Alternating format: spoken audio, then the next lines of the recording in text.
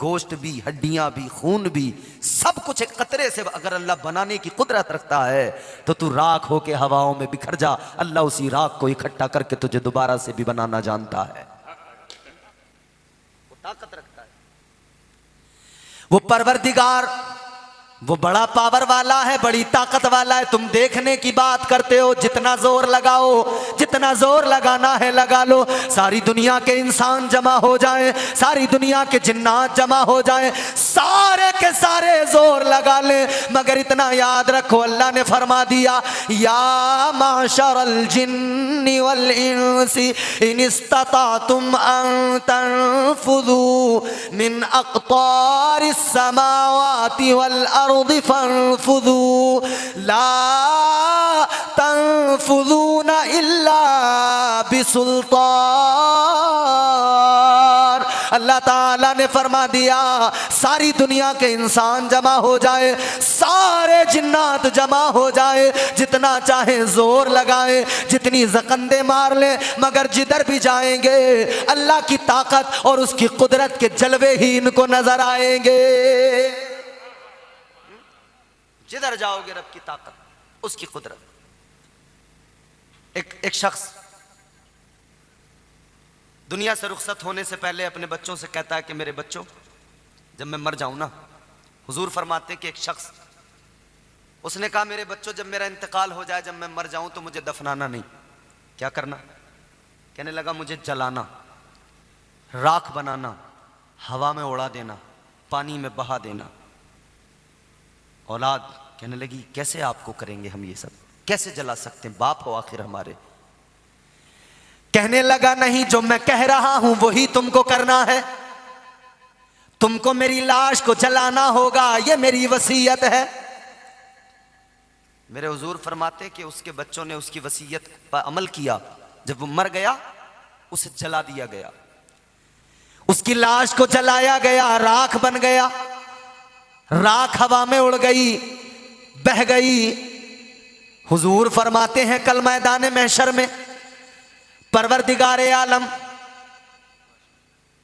इसकी राख जो बिखर गई हवाओं में, जो सहराओं में बिखर गई, अल्लाह रेत के जर्रों को हुक्म देगा, मिट्टी को हुक्म देगा, सहराओं को हुक्म देगा कि उसकी राख जमा करो, जितने भी जर्रात जहां हैं सारे मेरी बारगाह में पेश किए जाएं।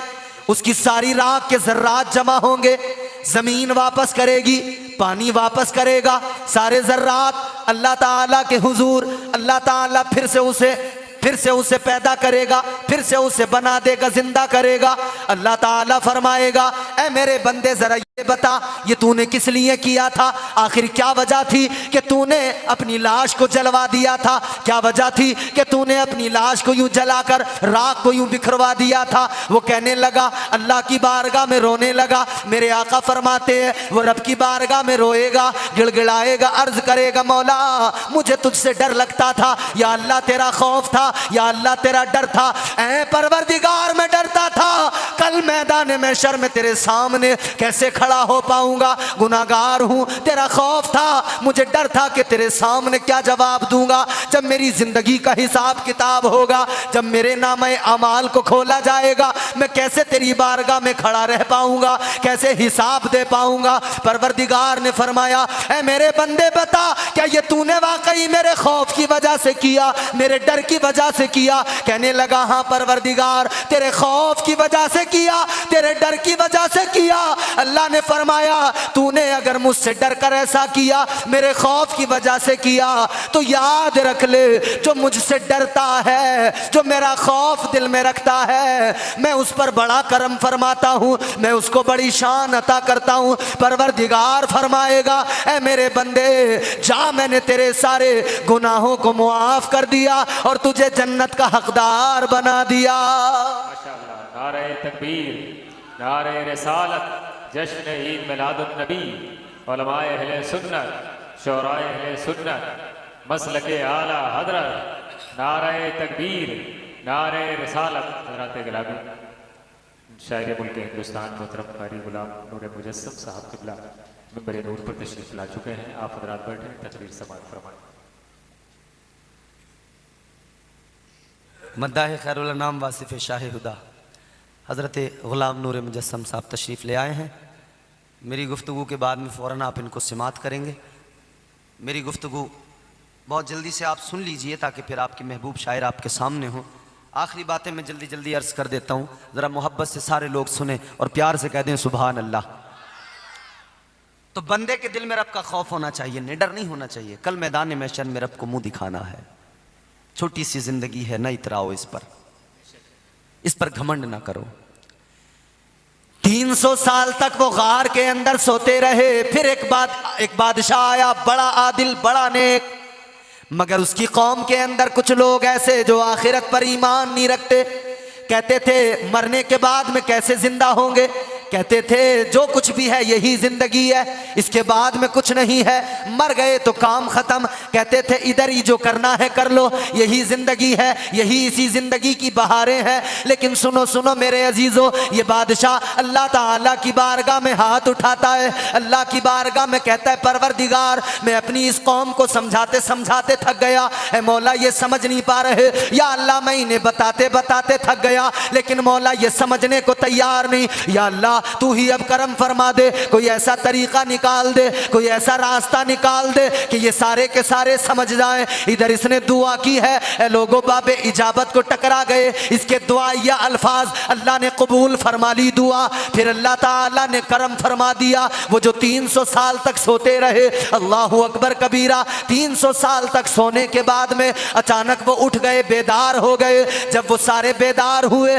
उन्होंने एक दूसरे को देखा तो सवाल करने लगे हम कब से सो रहे हैं, कितना सोए हैं। तो उन्होंने कहा शायद हम आधा दिन सोए होंगे, लेकिन अपनी हालत को देखा, बाल बढ़ गए थे, नाखून बढ़ गए थे। ऐ लोगों सोते सोते जिंदगी थी, बाल बढ़ गए, नाखून बढ़ गए, मगर सुनो सुनो 300 साल तक सोए। अब अल्लाह के करम को यहाँ पर भी महसूस कर लो। हर रात बंदा सोता है, सुबह को उठ जाता है, कभी दिन में भी सोता है, बेदार हो जाता है। फरमाया गया ये जो नींद है ये सबसे हल्की मौत है।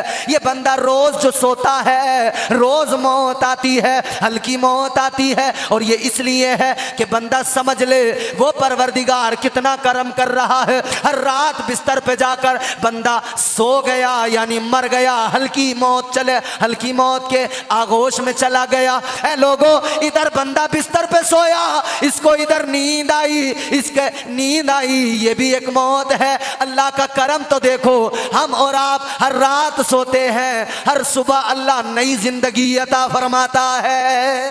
सुभान अल्लाह, माशाअल्लाह, बेशक।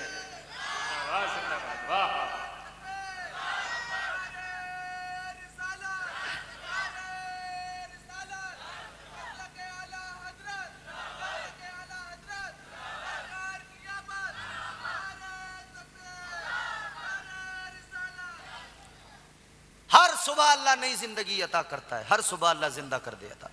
ये उसका करम नहीं तो क्या है।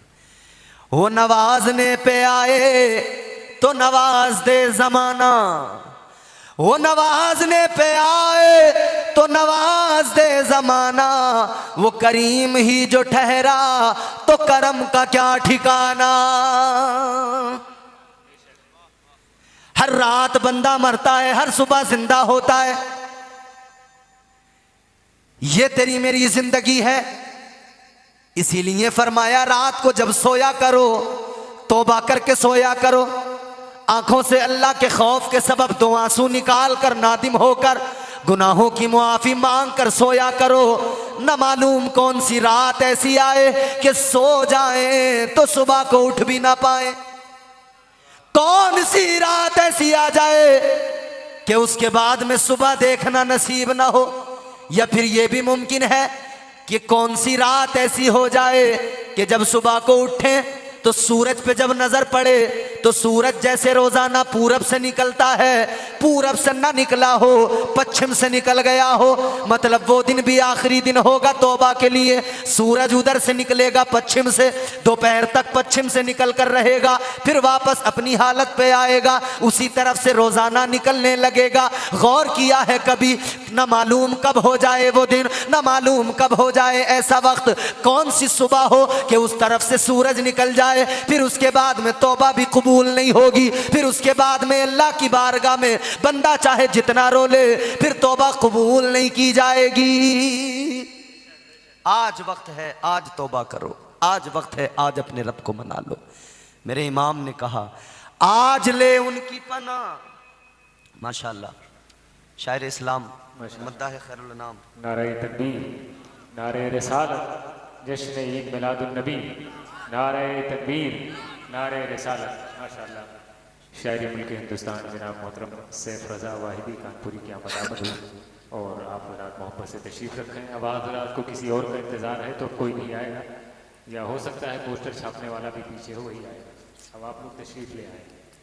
माशाअल्लाह। तो न मालूम कौन सी वो हमारी जिंदगी की सुबह हो कि उसके बाद में फिर तौबा भी कबूल न की जाए। आज ले उनकी पनाह, आज मदद मांग उनसे, आज ले उनकी पनाह, आज मदद मांग उनसे, कल न मानेंगे कयामत में अगर मान गया। आज रब को राजी कर लो, अल्लाह ताला ने वक्त दिया है, अक्ल दी है, दिमाग दिया है, आज अपने परवरदिगार को राजी कर लो। आज अगर रब को राजी कर लिया, खुदा की कसम मेरे अजीजों, अल्लाह राजी हो गया, रब राजी तो सब राजी, रब राजी तो जग राजी।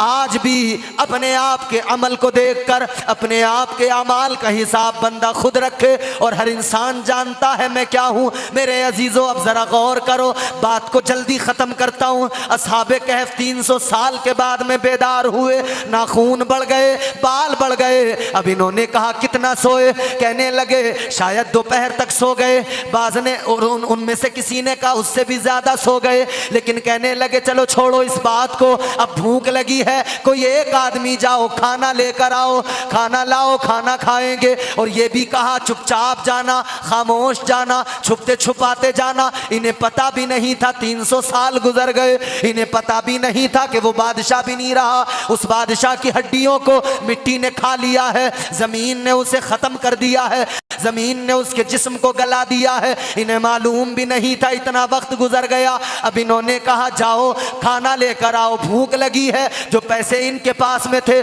300 साल पुराने, वो 300 साल पुरानी रकम लेकर गए, बाजार में गए खाना लेने के लिए। एक बंदे को भेजा, वो छुपते छुपाते गया, बाजार में गया, खाना खरीदा। अब जैसे इसने वो पैसे दिए, दुकानदार ने पैसों को देखा, देखकर हैरान हो गया, ये कौन से पैसे हैं, ये कौन सी करेंसी है, ये कौन सा खजाना है। क्योंकि उस दौर के अंदर करेंसी अलग थी, उस दौर के पैसे अलग थे। और आप तो जानते हैं 100 साल के अंदर बहुत कुछ बदल जाता है, यहाँ तो 300 साल का मामला था। डिमोनेटाइजेशन होती रहती है, नोट बदलते रहते हैं, सिक्के बदलते रहते हैं, मोहर बदलती रहती है। बादशाह बदले तो सिक्के बदल गए, बादशाह बदले तो मोहर बदल गई। अब उसने देखा पैसे कौन से लाया है, उसने कहा ये वाले पैसे नहीं, इस दौर में जो चलते हैं सिक्के वो दे, वो निकाल वो दे, इस वक्त के दे, ये कौन से लेकर आ गया। इसने कहा ये हमारे हैं, अपने हैं, यही तो हैं अभी के चलने वाले। ये हैरान हुआ दुकानदार। दुकानदार कहने लगा शायद तुझे कोई खजाना पुराना मिल गया है, शायद कोई माल तेरे हाथ लग गया है, कोई दबा हुआ खजाना तुझे मिल गया है। इसने कहा यहीं पे ठहर जा। इसने सिपाहियों को बुला लिया, वहां की जो उस वक्त की पुलिस थी उसको खबर कर दी, वो आए पकड़ कर ले गए, बादशाह के दरबार में लेकर गए, बादशाह के सामने खड़ा किया। बादशाह ने मालूम किया कहां से लाया, ये खजाना कहां से मिला, जल्दी बता और कितना है। फिर इसने सच्चाई बताई, कहने लगा हम तो सोए हुए थे, गार के अंदर थे, गार में सो रहे थे, जब बेदार हुए हैं तो मैं खाना लेने आया हूं। बादशाह ने कहा कब से सोए, कहा तब से सोए जब तुम बादशाह नहीं थे, तुम्हारी जगह पर दूसरा बादशाह था, तुम्हारी जगह पर एक और बादशाह था, नाम उसका दकियानूस था। अब उस बादशाह को समझ में आ गया, वो समझ गया ये परवरदिगार का, ये मेरे मौला का करम हो गया है, ये परवरदिगार ने ये अपना करिश्मा दिखा दिया है। बादशाह ने कहा और तेरे साथी, का वो गार के अंदर है। बादशाह अपने लश्कर के साथ, अपने हमराहियों के साथ निकला, गार पे पहुंच गए। गार के दहाने पे जाकर देखा तो अंदर को जब नजर डाली, अंदर वो सारे के सारे इसके साथी मौजूद हैं। जब सारा मामला मालूम किया, सारी बातें पता लग गई। जब ये हाल देखा, बादशाह की कौम भी समझ गई और उसको भी अक्ल आ गई। वो लोग भी जो कहते थे मरने के बाद में जिंदा नहीं होना, उनको भी समझ आ गई, वो भी जान गए। सारे के सारे कहने लगे जब परवरदिगार 300 साल तक सुलाकर दोबारा बेदार कर सकता है, तो वही परवरदिगार कल मैदान महशर में दोबारा जिंदा कर सकता है। बेशक, सुभान अल्लाह, सुभान अल्लाह, माशाअल्लाह, जिंदाबाद, जिंदाबाद, माशाअल्लाह, सुभान अल्लाह, सुभान अल्लाह, या रसूल, या रसूल।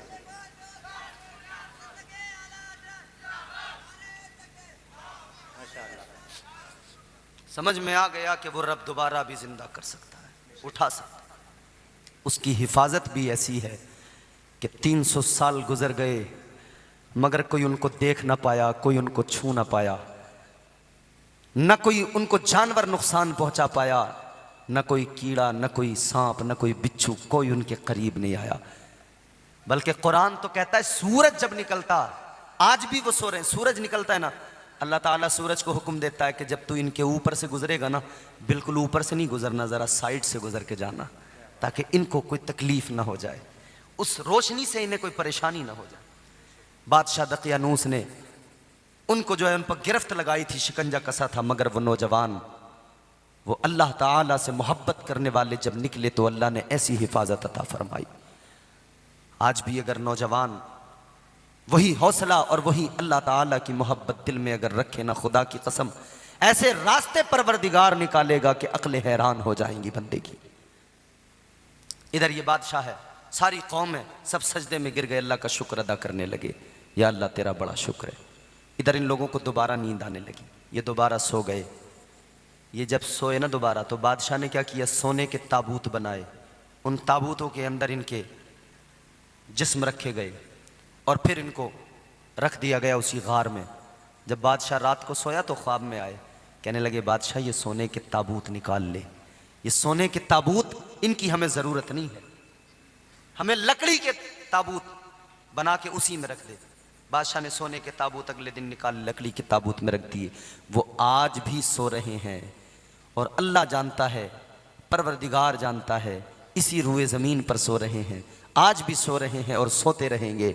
अल्लाह जब तक चाहेगा सोते रहेंगे। गौर करो, परवरदिगार आलम से मोहब्बत करो, उस रब से प्यार करो, तो बंदा जब इंसान बने, इंसानियत की कदरों को पामाल ना होने दे, तो फिर उसे अल्लाह इज्जतों से नवाजता है। और जब बंदा आ जाए बेगैरती पर, जब हक सामने हो उसको कबूल ना करता हो, तो अल्लाह ताला फरमाता है ये तो जानवरों की तरह है। और यहीं पे बात ख़त्म नहीं होती, बल्कि अल्लाह ताला ने फरमाया उलाइका कल अनामी बल हुम अवल। अल्लाह फरमाता है जानवरों की तरह है, आगे फरमाया जानवरों से भी बदतर है। तो वो इंसान जो अल्लाह ताला के अहकामात पर अमल न करे, अल्लाह का बागी बन जाए, अल्लाह रसूल से गद्दारी करने लगे, वो जानवरों से भी बदतर हो जाता है। आज पता लग गया, अल्लाह के कुरान ने बता दिया, 1400 साल बाद भी रब का कुरान रहनुमाई कर रहा है। इंसान वही है सही मानों में जो अल्लाह और उसके रसूल का वफादार है, वरना कोई भी हो अल्लाह और रसूल का वफादार नहीं है तो अल्लाह के कुरान के मुताबिक वो इंसान नहीं, जानवरों से भी बदतर है। अब हमें तय करना है कि हम क्या बनेंगे, इंसान बनेंगे या जानवरों से बदतर बनेंगे, ये हमें तय करना है। हम अगर इंसान बनेंगे तो इंसान को अल्लाह ने अक्ल दी है, फिक्र दी है, सोच दी है, समझने का मादा सलीका दिया है। ये अक्ल कहती है समझ ले वही रब है, वही परवरदिगार है तेरा, उसी की बारगाह में तुझे झुकना है। ये अक्ल बताती है अल्लाह ने अपना महबूब जो दुनिया में भेजा लबादे बशरियत में, वो परवरदिगार का महबूब है, उससे प्यार करना ऐने ईमान है। तो ज़रूरी हो जाता है कि बंदा फिर अल्लाह और रसूल का वफ़ादार बने और अहकाम शरीयत पर अमल करने लगे, फिर नमाज़ें पढ़ने लगे, इबादतें करने लगे, फिर सजदे करने लगे, फिर बंदगी में इसका दिल लगने लगे। जब ये कैफियत पैदा हो तो फिर आफरीन है उसको, फिर उसको मुबारकबाद है कि वो अल्लाह और उसके रसूल की मोहब्बत दिल में लिए हुए है। ये इश्क़ हकीकी इंसान की ज़िंदगी को संवार देता है। ये इश्क़ हकीकी है जो इंसान की ज़िंदगी को खुशगवार बना देता है।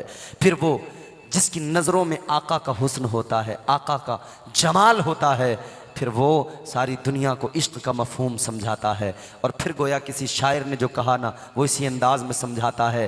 आप एक मर्तबा ज़ोर से कहें सुभान अल्लाह।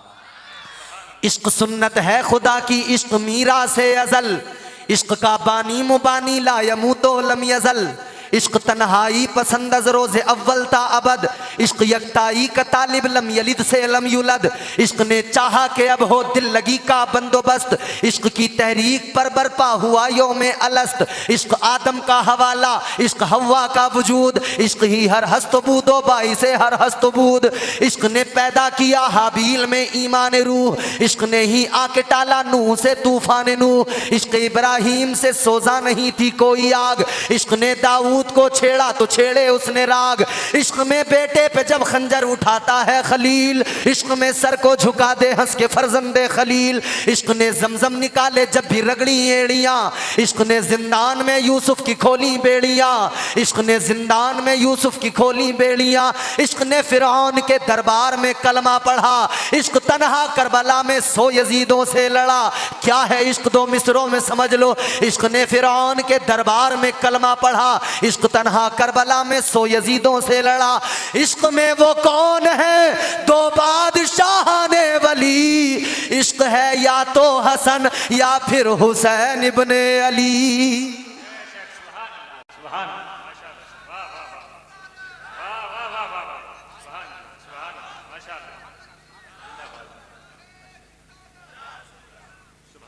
लक़द खलक़नल इंसान फ़ी अहसनि तक़वीम, बेहतरीन बनाया है अल्लाह ने। इससे ज़्यादा बेहतरीन बनने की कोशिश ना करो, फिर बदतरीन बनने पे लग जाओगे। अल्लाह ने जितना बेहतरीन बना दिया ना, अब उसके आगे कोई दुनिया का हज्जाम हो, कोई दुनिया का नाई हो, कोई दुनिया की क्रीम हो, कोई दुनिया का फेशियल हो, कुछ भी हो, कोई ऐसा हसीन दोबारा बोलो भैया बना सकता है? नहीं बना सकता है। ये जो नाई की दुकान पे वो नंबर लगता है ना, और शीशा देख के जो अपने चेहरे में अपने आप में खामियां ढूंढते हो, ख़ास तौर पे मर्द नौजवान, नंबर लगा हुआ दूसरे की कटिंग हो रही है, ये जाके बैठा ना, कहता बैठ जाओ भी नंबर लगेगा। तो अब क्या करता है आदमी, चेहरा अपना देखने लगता है आईने में। आईना कभी झूठ नहीं बोलता। अपना चेहरा देख रहे हैं, कह रहे हैं भाई पिंपल्स होने लगे, तो उससे कह रहे हैं नाई से कि भाई चेहरे पे दाग धब्बे हो रहे हैं। उसने तो वो बड़े बड़े आईने लगाए ही इसीलिए हैं कि उसका काम बेहतर चले। तुम अपनी खराबियां तलाश करो, वो अपना काम चलाए। इन्होंने कहा भाई हमारे माशाल्लाह देखो ये हसीन चेहरे उलमा इकराम की, नूर मुजस्सम भाई का चेहरा, किसी फेशियल की ज़रूरत नहीं। हमारे सैफ भाई का चेहरा, किसी फेशियल की क्रीम की ज़रूरत है इन्हें? नहीं है। क्यों? क्योंकि नबी का इश्क जो चेहरे पे चमक पैदा करता है वो कोई क्रीम पैदा। उसने कहा कि तुम जो है ना एक काम करो, ब्लीच करा लो। इन्होंने कहा कर दो। 500 रुपए 1000 रुपए दिए, फेशियल कराया, ब्लीच कराई। मदारपुर के सुन्नी जन्नती मुसलमानों, एक बात मुझे ईमानदारी से बताओ, 1000 2000 नहीं, 10,000 देकर भी अगर ब्लीच करा लोगे, फेशियल करा लोगे, मगर इतना याद रखना क्रीम से कोई गोरा नहीं होता। अगर लोग क्रीम लगाने से गोरे हो जाते तो वेस्ट इंडीज के अंदर एक भी काला नहीं होता, सब गोरे होते। भैया पैसे भी हैं उनके पास में, खरीद सकते हैं महंगी महंगी क्रीम, मगर अल्लाह ताला ने तुम्हें और हमें दुनिया में ही ये भी बता दिया है, ये भी दिखा दिया है कि देखो न कोई साबुन है न कोई क्रीम है, जैसा मैंने बना दिया वैसे ही रहोगे। अल्लाह ने जैसा बनाया बेहतरीन बनाया, इतना बेहतरीन बनाया, रंग न देखा करो, रंग देखने से कुछ नहीं होने वाला। कोई गोरा हो या काला हो, अगर आका का आशिक है, इश्क़ रसूल दिल के अंदर है, अल्लाह और उसके रसूल का वफादार है, तो उसके चेहरे पे वो चमक आती है कि बड़े बड़े हसीन भी उसके चेहरे पे नजरें नहीं जमा पाते, उसके चेहरे की ताब नहीं ला पाते। तो इश्क़ रसूल से चमक मिलती है, अल्लाह की बारगाह में सर झुकाने से चेहरा चमकता है। कहने वाले ने कहा हो जाएगा चेहरा नूरानी और दिल में चमक आ जाएगी, हो जाएगा चेहरा नूरानी और दिल में चमक आ जाएगी। तुम रोज कलामे पाक पढ़ो, सांसों में महक आ जाएगी। अल्लाह ने हमें पैदा किया है, हमारा बनाने वाला, हमारा खालिक, हमारा राज़िक, हमारा मालिक वो परवरदिगार है। और बहैसियत खालिक उसने आपको और मुझे ही नहीं बनाया, सिर्फ उसने कुल कायनात को वजूद अता किया है। तमाम मखलूकात को, तकरीबन 18,000 मखलूकात को उसी रब ने पैदा किया है। मगर खुश हो जाओ अपनी किस्मतों पर कि उस रब ने तमाम मखलूकात में अफजल, आला, बेहतर, बरतर जो बनाया है वो आपको और मुझे बनाया है कि इंसान बना दिया है। कुत्ता है एक, वो भी अल्लाह की मखलूक है, बनाया उसको भी परवरदिगार ने है। एक इंसान है, वो भी अल्लाह की मखलूक है, बनाया उसको भी उसी परवरदिगार ने है। मगर इंसान को अल्लाह ने इज्जतों से नवाजा है, और कुत्ता उसकी हैसियत भी आप जानते हैं क्या है। इसी तरह बाकी जानवरों की मिसाल। और जो उस रब ने इंसान बनाया है तो आपने, मैंने, हमने उससे कहा नहीं था, कोई हमने रिक्वेस्ट नहीं की थी, हम तो मौजूद ही नहीं थे, वजूद ही नहीं था हमारा, मगर ये उसका कर्म है कि उसने इंसान बना दिया। और इंसान बनाने के साथ साथ मुझे और आपको उसने साहिब ईमान बना दिया। अब मैं इंसानियत की दो तस्वीरें कुरानी नुक्ते नज़र से आपकी खिदमत में रखूंगा। इंसान के दो पहलू मैं आपकी खिदमत में रखूंगा कुरान के हवाले से, कुरानी नुक्ते नज़र से। इंसान है क्या? पहले रब के करम याद करें, उसके फजल याद करें, झूम के ज़रा मोहब्बत से कहें सुभान अल्लाह। गर्दिश में कहाँ उसके मुकद्दर का सितारा, हो जिसको मयस्सर तेरी रहमत का सहारा। तन्हा है, अकेला है, तू यकता है, अहद है, गैरत तेरी करती नहीं शिरकत को गवारा। हक ये है कि तुझ बिन कोई माबूद नहीं है तेरे सिवा कौन मददगार हमारा। वो परवरदिगार है। अल्लाह ताला ने, खालिक़े कायनात ने तुम्हें और मुझे इंसान बनाया, इज्जतों से नवाजा। परवरदिगार आलम ने इज्जतें अता फरमाई। अल्लाह ताला ने तुम्हारा मेरा मकाम कुरान मजीद में बयान कर दिया। उसी परवरदिगार ने कुरान मजीद में तुम्हें और मुझे इज्जतों से नवाजा। अल्लाह ने ऐलान किया, वलक़द कर्रमना बनी आदम। अल्लाह ताला ने फरमा दिया, ए औलादे आदम, इज्जत तुम्हारे लिए, मकाम मर्तबा तुम्हारे लिए, बरतरी तुम्हारे लिए। एक तरफ तो अल्लाह ने इज्जतों का ताज अता फरमाया, और फिर अल्लाह ने शक्ल शबाहत तक का जिक्र भी कुरान में कर दिया। परवरदिगार आलम ने फरमाया, कुरान मजीद गवाही देता है, अल्लाह ने ऐलान किया, लक़द खलक़नल इंसान फी अहसनी तक़वीम। सुभान अल्लाह, सुभान अल्लाह, सुभान अल्लाह। अल्लाह ने शक्ल सूरत तक का जिक्र कर दिया, कितना बेहतरीन बनाया है, बयान कर दिया। मगर याद रखना मेरे अजीजों, अल्लाह ताला ने जो इज्जतें दी हैं, मकाम मर्तबा दिया है, इंसान बनाकर परवरदिगार ने जो बरतरी अता फरमाई है, अगर इंसान अपनी इज्जत को न समझे, इंसान अगर इंसानियत की कदरों को पामाल कर दे, इंसान अगर इंसानियत के उरूज को न समझ सके, इंसान अगर अपने मकाम और मर्तबे को न समझ सके, तो फिर अल्लाह ताला दूसरा भी रुख दिखाता है। परवरदिगार फिर जलील भी कर दिया करता है। कितना जलील करता है अल्लाह ताला ने, कितनों को जलील किया, निशान इबरत बना दिया।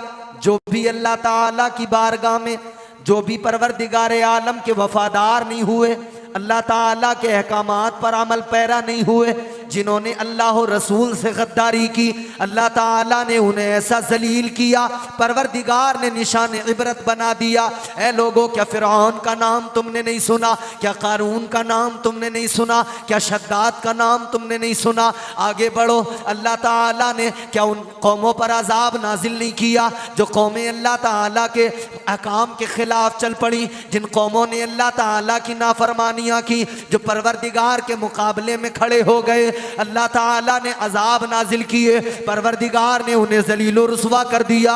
गौर करो मेरे अजीजों, मदारपुर और अतराफ से आने वाले मुसलमानों, आज के जलसे में आने वाले लोगों, अब जरा मेरी गुफ्तगू को सीने पे हाथ रख के सुनना। मैं आपको गुफ्तगू सुनाऊंगा, मैं आपको कुरान पढ़ पढ़ के सुनाऊंगा, मैं आपको लतीफ़े सुनाने नहीं आया, मैं आपको हंसाने नहीं आया, क्योंकि इतना पैसा लगाया, मुस्तफ़ा के नाम का जलसा सजाया, इसलिए नहीं सजाया कि इस जलसे में आपको हंसाया जाए या इस जलसे को कॉमेडी सर्कस बना दिया जाए।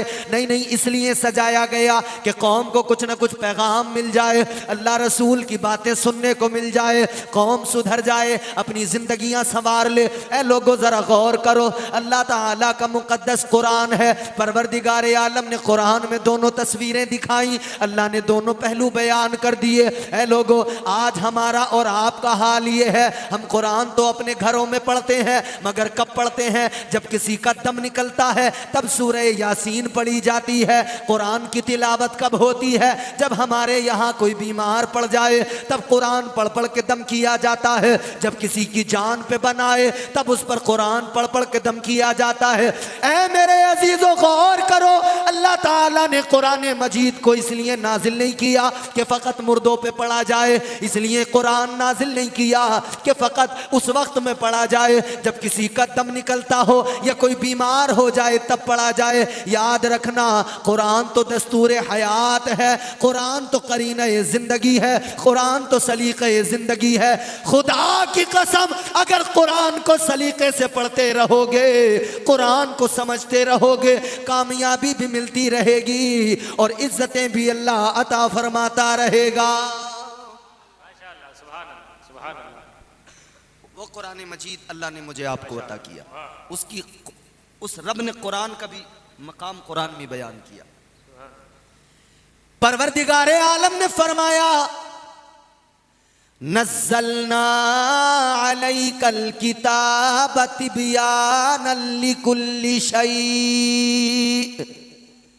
हुदन व रहमतन व बुशरा लिल मुस्लिमीन।